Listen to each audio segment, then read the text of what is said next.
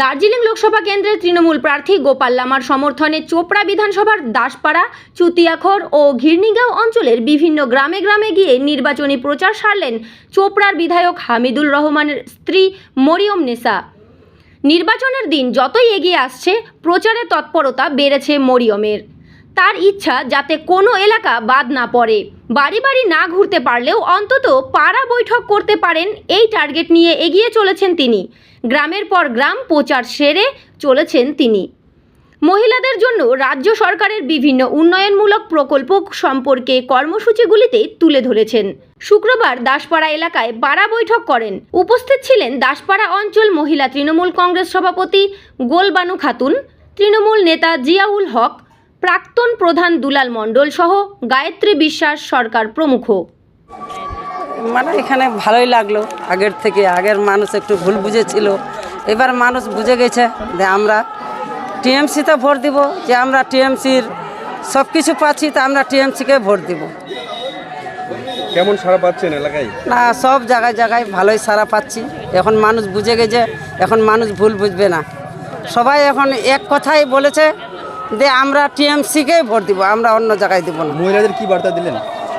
সব মহিলাকে একটাই বার্তা দিলাম যে সব মানে আমাদের চোপড়ার মানুষকে, সব মহিলাকে পুরুষকে বললাম যে সবাই মিলে 26 তারিখে যেন গোপাল লামাকে ভোট দিয়ে সবাই জয়যুক্ত করেন, এই আশা আকাঙ্ক্ষা রাখে আমি শেষ করলাম।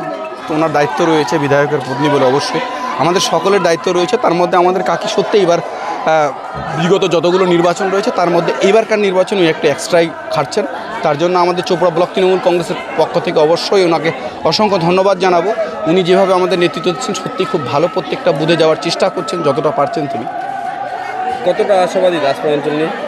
নো ডাউটলি আমি চ্যালেঞ্জ করে বলছি তোমার সামনে, রেকর্ড এটা চ্যালেঞ্জ করছি। বিগত দিনে যতগুলো ভোট হয়েছে তার থেকে বেশি ভোট তৃণমূল না পেলে রাজনীতি করতে ছেড়ে দেবো, চ্যালেঞ্জ করা। যে কেউ আমার সঙ্গে চ্যালেঞ্জ করতে পারে, তোমার সঙ্গে চ্যালেঞ্জের সহিত বললাম, যতগুলো ভোট হয়েছে তার থেকে এবার ভোট বেশি পাবে তৃণমূল। আর না পেলে রাজনীতি করতে ছেড়ে দেবো। রেকর্ড করে রাখো তোমরা সবাই, আবারও বলছি রেকর্ড করে রাখো, যদি ডিলিট করতে না পারে সব থেকে বেশি। নির্বাচনে একটা কর্মসূচি ছিল, আপনারা জানেন যে 26 তারিখে আমাদের এখানে 4 নম্বর আসনের লোকসভা নির্বাচন। ওই নির্বাচনের উপলক্ষে আমাদের এই আশার বস্তি বুথে একটি বুথ সভা ছিল। সেই বুথ সভাটা একটা জনসভায় পরিণত হয়ে গেল। শুধু একটা বুথ নিয়ে মিটিংটা ছিল। এখানে মহিলাদের সংখ্যাটা আপনারা দেখলেন যে স্বতঃস্ফূর্তভাবে মহিলারা এখানে এসেছে এবং একটা ভালো সাড়া পাওয়া গেল যে এটা নতুন বুথ। এই বুথে আমরা একটা ভালো আমরা লিড করব তৃণমূলের পক্ষে। এখানে ভোট আছে প্রায় 800-800-র মধ্যে আমরা 750 ভোট আমাদের পক্ষে আসবে। ঘিরনিগাঁও অঞ্চলে আপনারা জানেন যে 2019 সালেও আমরা তখন একটা ব্যাক ফুটেছিলাম। এখানে কিছু জোট নামক একটি দল ছিল, সেই দলটা একটা মানুষকে উস্কানিমূলক কথাবার্তা বলে দিয়ে 2018 সালে বলছে নির্বাচনে কাউন্টিং হয়নি।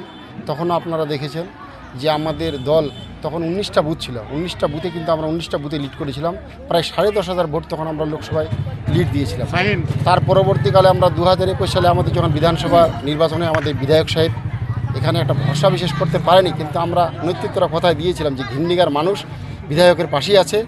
পরবর্তীকালে তখন সেই সময় আমরা প্রায় 11,500 ভোট বিধানসভায় বিধায়ক সাহেবকে লিড দিয়েছি।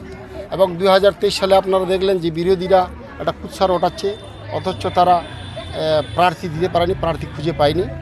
হ্যাঁ, পরবর্তীকালে আপনারা বাকি জিনিসটা আপনারা জানেন। এবং আজকে 2024 আমরা একটা বিধানসভায় এই লোকসভায় একটা টার্গেট দিয়েছি আমাদের বিধায়ক সাহেব, সেই টার্গেটে সম্ভবত আমরা পার করতে পারবো। আমাদের টার্গেট দিয়েছে 15 থেকে 16,000, সম্ভবত 15-16,000 ভোট আমাদের ঘিরনিগাঁও অঞ্চলে লিড হবে, এইটুকু আমাদের আশা আছে।